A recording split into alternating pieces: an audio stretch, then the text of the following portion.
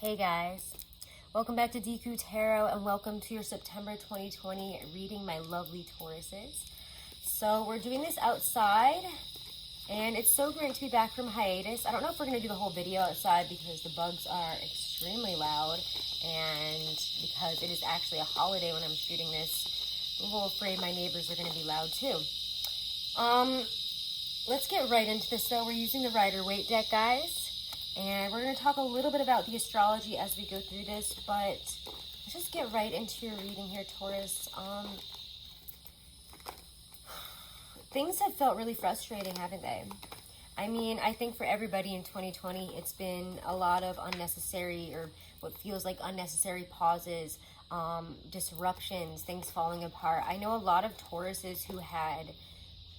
It feels like so much planned out, so much of a come up, you know, this is going to be my big break. This is going to be where things really change. And then all of a sudden, because of COVID, because of things that have happened here in 2020, that these things were canceled, that we had to let them go. And the plans that we had are no longer viable. Like, we obviously have gone through our mourning period with that, but it's kind of like, where do we go now? I don't think I can just continue kind of sitting where I'm at. There needs to be change. And yet I also feel with a lot of the astrology going on, there's this deeper and don't want to have the cards fly away there. There's this deeper need there as we have a lot of this 11th 12th house focus with that full moon in Pisces at the beginning of the month, and then Mars and Aries retrograding from September 9th through, I believe it's like November, early November. Forgive me if I'm wrong on that one, because I could definitely be wrong on that. But we have a lot going on this month. We also have Venus, our ruling planet, moving from Cancer into Leo. And that's going to bring up a lot more of a focus, I think, more on comfort, work, etc., on our environment. But it's also going to bring up this real spicy energy. When Venus is in Leo, I always like to, talk about how it's a bit of a spicy placement. For, fixed fire to be in Venus, it's very extravagant, it's very intense, it's very dramatic. So be careful for over dramaticism. Be careful not to become over extravagant, over indulgent within your relationships. That can really, drive us with Venus being our ruling planet. And believe me, like, I'm already starting to feel it, even though it pretty much, I believe, is the day that I'm doing it, actually, it moved into it today. And I've already noticed that, like, when I was working, I was like, wow, I kind of want to buy this and this and this. And I was like, I don't need to buy any of this. What am I doing? I don't have the money for this. This is crazy. So watch yourselves in terms of going beyond your means in relationships, in your emotional levels, in your money, especially the things that make you feel comfortable. We don't want to put those first before what's practical and responsible here in Virgo season, right? We also have something really big going on where Jupiter is actually turning direct in Capricorn. And, sorry, it's like kind of windy and like I have my little astrology like notes here. They keep trying to fly away. So I don't want to forget some of these things. But Jupiter is turning direct in Capricorn. And Jupiter, is the good luck planet, governs prosperity, optimism, belief systems, all that stuff. And I mean, we all know that our belief systems have been challenged this year. If they haven't been challenged, take a good hard look in the mirror, because you should really be looking at your belief systems right now. In a lot of ways. On a global level, I think we're all kind of there. But anyways, when Jupiter is turning direct in Capricorn, the sign of government, traditions, business, it's going to mark a really big turning point with all of that. So we can expect a lot of change in our governments, a lot of shifting in terms of decisions that we've been waiting for to happen. Things are going to start changing and changing rapidly. Because when it was retrograde, we were really forced to look at, what about our traditions? What about, these old systems of government, these old systems that we've had, these old beliefs, these really tired, outdated ways of doing things. Again, especially in terms of government, I feel like I can say that on a very great example level, because we're all seeing it. We're like, wow, that didn't work, and that hasn't worked for like over 100 years, and this is still not working. This social system needs to change, and this money needs to change in our health system. And we're now at this point, as it turns direct here at the end of the not the end of the month, September 12th. or like mid-month, it's going to herald the time where these things need to start actually changing, where we're putting them into action and we're doing something about it. We're putting in that Capricornian effort. Well, it's got to get done, so let's do it, right? So let's get into the cards now a little bit. I feel a lot of our old desires, passions, and possibly even relationships with others, ones that maybe we don't even feel that great about, maybe, you know, feel maybe a little bit ashamed about or guilty, or like, wow, why did I date that person? But also, why am I still thinking about them? All these things are coming up to be reviewed, to be dealt with, to be assessed, and we're really looking at our inner motivations in terms of our desires and our goals in that sense.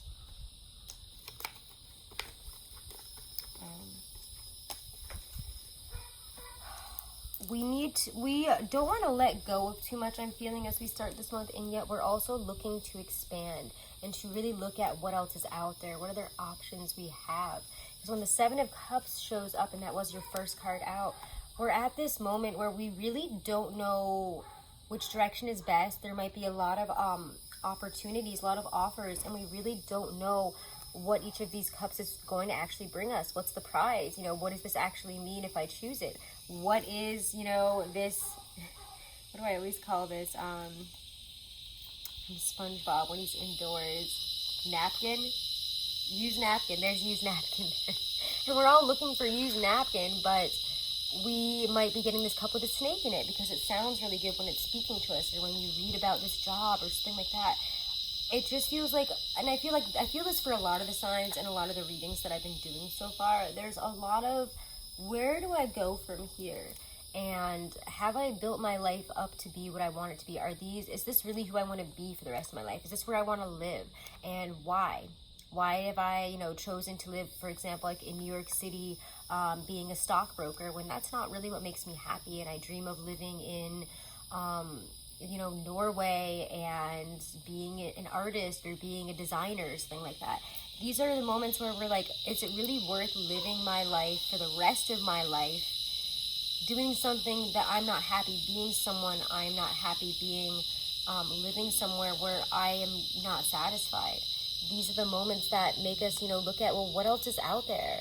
If I'm not happy with this, and that's very clear now, why am I holding on to this so tightly? And it's because I don't know better.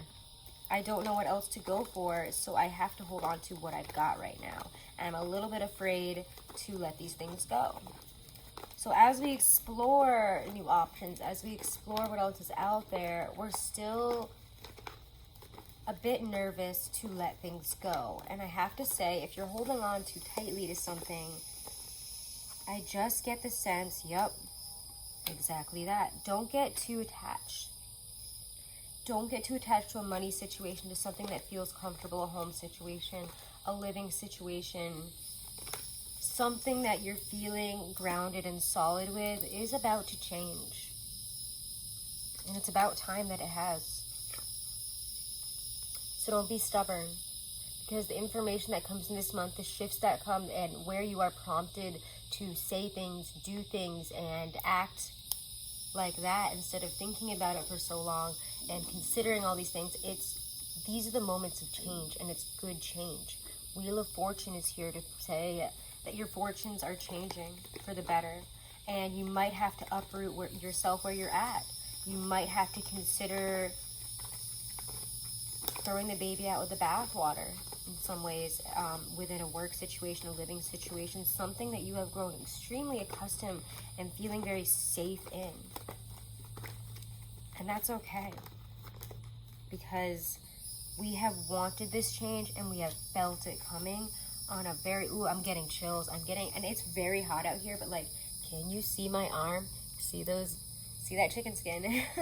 But you get Judgment and then the High Priestess, and I always do it backwards if I'm showing it to the camera, but Judgment and then the High Priestess, two extremely powerful major arcanas for shifting and change. The universe is saying, now is the time. Look at the past, look at where you're at now, and look at where you want to go from here. You are not the same Taurus, and you cannot forget, Uranus is in Taurus, and it's going to be continuously changing us for the next, I want to say like 5 or 6 years now too. And we're in the middle of that. I do believe we've got some pretty big things happening with Uranus astrologically this month too. It's making some really, you know, it's touching on other planets. I think it might be doing a big square or something. Correct me if I'm wrong, but definitely go check out White Light Astrology's monthly overview for all that, because he does mention all those little Uranus-like happenings. And we all know that Uranus and Taurus, when it hits other areas, it's going to bring some change. It's going to bring unpredictability. It's going to say, step up, it's time for change. It's time for things to start moving forward. And your high priestess self, that part of you that knows, your higher self, knew this was coming. Trust in it. Feel your way through it. You don't have all the answers, and yet also you do. They might not be coming to you, you know, in terms of, you know, this is where we're going, this is what's going to happen. It's feelings, it's pushes, it's make these changes based on how you're feeling inside right now, because your higher self is not directing you in the wrong direction. It's trying to bring you somewhere better, because the time has just come to change. And Tauruses and Scorpios, I feel like all fixed signs, but especially Taurus and Scorpios, because of the axis that they're on, have a really hard time letting go of something that they have grown accustomed to holding on to. Something that feels like, well, what if I change my mind on this? Or what if I go a different direction? I don't know. It would be giving up my security. It would be giving up something I feel emotionally attached to that I just don't want to. But you have to trust that whatever changes come this month, they're for the best, and it's exactly what you want. It might not come in dressed as you want it to. It might not come in speaking the way you want it to. These opportunities might not feel amazing at first. It might put you in a place of, I don't want to say poverty, but it almost feels like a lack, a real sense of lack. Like there's a deep lacking here. And it's like it puts you in that position to force you to push forward in another way. Backs you into the corner and forces you to push out the ceiling. Really. Yeah. Wow. What are you willing to fight for in terms of what you love? In terms of what... Oh, interesting. That's kind of interesting too. I kind of get something from that. So we're going to talk about that in a second. We get this Ace of Cups and the Seven of Pentacles coming up next. The Ace of Cups is nothing to sniff at. It's nothing to, you know, turn over in bed and say, I'll save it for tomorrow. This is something real. This is a really true and beautiful gift, an offer from, it's like a beautiful just gift of love. It always feels to me from the universe, an opportunity to open your heart, an opportunity to love. And all you have to do really is fight for it. That's kind of the feeling I get, is fight for what you love. Despite if other people are against it, if they're trying to say, well, you know, what are you going to do about this? Like say, I mean, for example, let's be honest here, you know, I'll drop something pretty big. We've been thinking very, very seriously about leaving the United States and moving to the Netherlands, moving to Amsterdam. I'll talk about this in a totally separate video, but America's just not, for a long time, it hasn't felt like the place where I would potentially even want to raise kids. And like, that's something as a woman you wrestle with. I'll talk about it in a different video, but it just feels like the right move for so many reasons. And it's like, why didn't I see this until now? Why didn't I really research this? Why didn't I see that maybe this is actually the place that I've always wanted to be? It offers so much more. So again, it doesn't have to be like an actual move like me, like what I'm thinking and going through, but it's something that means so much to your heart. And it's like, wow, I think I can, like, this is an opportunity, this is an offer, this is something rejuvenating in the heart, or gives you something to work for in your heart. This is like having a heartfelt goal, a prize to work for, is something really beautiful coming that just resonates so much with your heart, and you now are willing to fight for. You have energy behind you. If anyone's going to say this, that, the other thing, you're going to say, well, actually, it's this, and actually, you know, it's good for me because of this, and actually, I love this. And it's like, you just kind of knock away all like the bad juju, or people saying, you know, anything that is disparaging. You have to fight against it. Step up and show people that their opinions and what they believe about it is simply has to do with them and their own discomfort with, or own sadness with you changing. Some people are uncomfortable when they see others change for the better and they see them jump for happiness. It means something negative maybe for them. Maybe they won't see you as much. Maybe you're going to leave a job that, you know, you work with them in, or something about it is going to change and feel unsatisfactory. There's good and bad in this choice that you have to make this month. And it's interesting because before I even pulled out all these cards, I got actually the Lovers and the Two of Swords, and they haven't come up yet. But yet, I feel we do have big choices this month. And it's about whether you want to sit and be in these types of feelings, and if you're just going to let others kind of continuously push you into this unsatisfactory place that you felt very stuck in. Obviously, you feel very stuck right now, and that's why we're kind of like, whatever change is coming, I will freaking take it. And I'm open to it because I don't think I'm really happy with where I'm at. Things are just not fulfilling. They're not fulfilling, and I don't want to continue living and taking what is not fulfilling for me anymore. And I have to say, people might come back and be like, well, you know, maybe you could do this or this instead. And it's not going to feel good. It's not going to feel like you're being very supported in some respects, because people might, again, have a lot of complaints. But to me, it feels like jealousy. Like they got their own horse in this race here for some reason. And for all of you, it's going to be different, I think. But they're not backing yours because they're worried about how it's going to affect them, how it's going to affect their life, what could happen for them, being separated from you. If you change job, what if you don't have enough money? If it's a partner that's, you know, getting worried about those types of things. There are people here who are going to say what they feel, and you're not going to appreciate it. And it's not going to feel very comfortable because you're going to be like, it doesn't feel like you really thought that out before you kind of came at me. It doesn't really feel like you're acting from a place of love or a place of solid understanding. It's kind of just like, I'm feeling this way, so I'm just going to, you know, create, again, Venus and Mars in Aries retrograding, and Venus in Leo. It's going to bring up those, like, kind of intense and unpleasant attacks. You're going to feel a little attacked, let's just be honest. And you're going to be like, wow, I thought you were kind of on my side. I thought you'd be, you know, working with me. And it kind of feels like now you're just working against me. Don't work against yourself because you want to satisfy everybody else around you with, again, Mercury in Libra this month as well. Okay? Make sure to put yourself first, because by the end of the month when Mercury moves into Scorpio, then we'll be speaking our truth in a very intense way, and we're not going to really care who it hurts or what happens. If you're dealing with an air sign like an Aquarius, and for some reason I feel like some of you might be dealing with some Aquarians this month, or an Aquarian that you have a love situation with, they are coming back in a really interesting way. And again, I don't want to say like, oh, go for it or not, because I don't know how you feel about it. It feels very, and maybe you won't be able to discern that truly and definitely until Mercury moves into Scorpio at the end of the month, and until some other astrological things happen by then. But it feels like you could be surprised with an air sign. Again, possibly, I don't know, I'm just getting a real Aquarian vibe here, coming in and, fighting for your relationship in a really strange way, telling you how much they love and appreciate. It's like this person, and it might be an ex, it might be somebody from the past year that's coming back, but it could be somebody new, and they're saying all the right things, doing all the right things, and it kind of feels like they're really fighting for your attention, affection, and love here, because you get quite a bit, and it's what came up right after I got that Ace of Cups, Seven of Wands. Remember when I said I'm going to talk about this in a minute? Be aware of that. For those of you who it's in a love situation, I feel like it's a father or somebody very,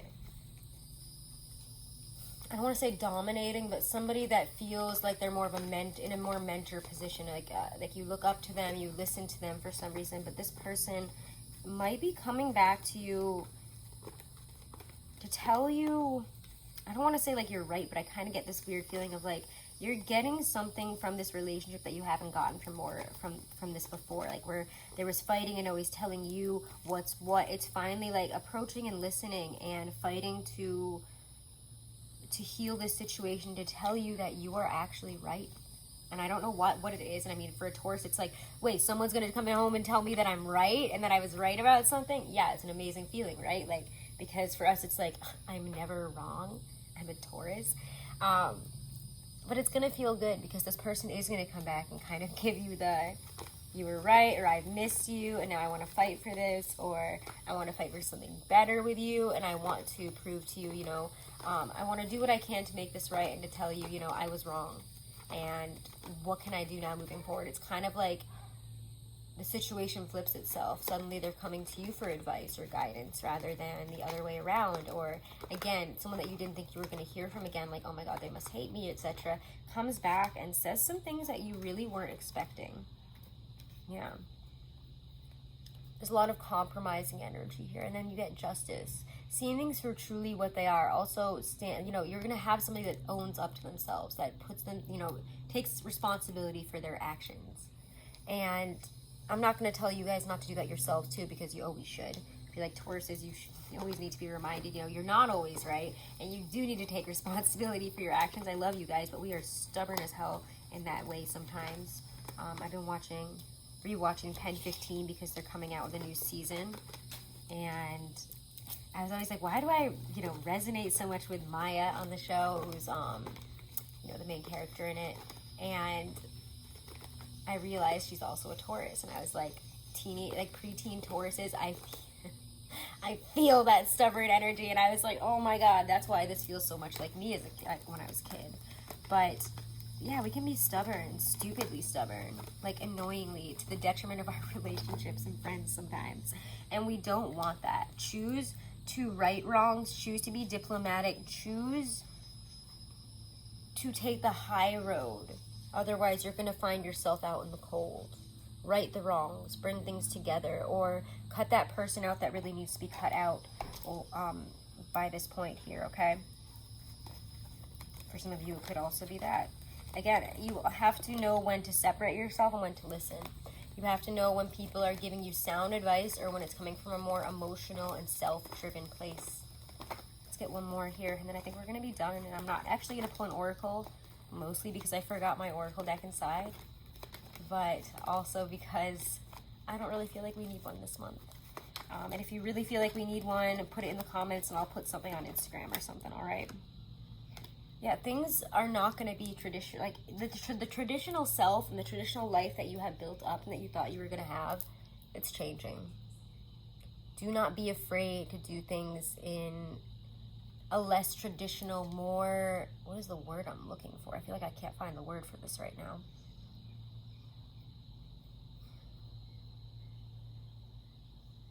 It's not going to be in the tried and true methods. It's not going to be what others have told you to do. It's not going to be what makes sense to others. It's only going to make sense to you this month, and that's okay. Because by the end, I don't know, it just feels like by Scorpio season, I'm just channeling this message here, but by Scorpio season, when you guys get your full moon, things are going to look so different. And what didn't work out and why it didn't work out and why you couldn't change things before then are going to make a lot more sense. This is kind of like a kickoff here. So be ready for change. Be open to it. And remember the messages that I've said in this reading, because it's going to help carry you through this next part of the year here, which is going to be tough. We have to let go. We have to not be stubborn. And we have to be open. Be really, really open to any type of change, anything new, anything that shifts forward. I'd shift with it. Don't keep your roots in the ground this month. And when things start flowing one way and things start changing, listen to your higher self. Feel if it feels right, because it will not misdirect you. And it hasn't been misdirecting you. Things are on the up and up, and the change is beginning here. And all you guys have to do is stay on the ball. Remember, it's Virgo season going into Libra season. We've got it. Even with Mars and Aries exhausting us, we have got to keep reassessing, reevaluating, moving forward, and changing. We got our break. It's time to continue on. moving in one direction? What stops you from moving right in that direction? What stops you from really progressing forward? The Chariot says, start looking at what is in the way. What's driving you in two directions instead of one? You can't ride two horses with one ass, can you? No. Time to take control. You're in the driver's seat. Where are you going to go? All right, Taurus says, I love you guys so much. Thank you so much for sticking with me. If you want to, please make sure to subscribe. If you want to book a private reading, as usual, guys, all that information is always right below this video in the description box. Definitely follow me over on Instagram for more content. It's at Deku Tarot. No spaces, no caps, nothing. And I love you guys so, so much. Have a wonderful and blessed rest of September. Namaste.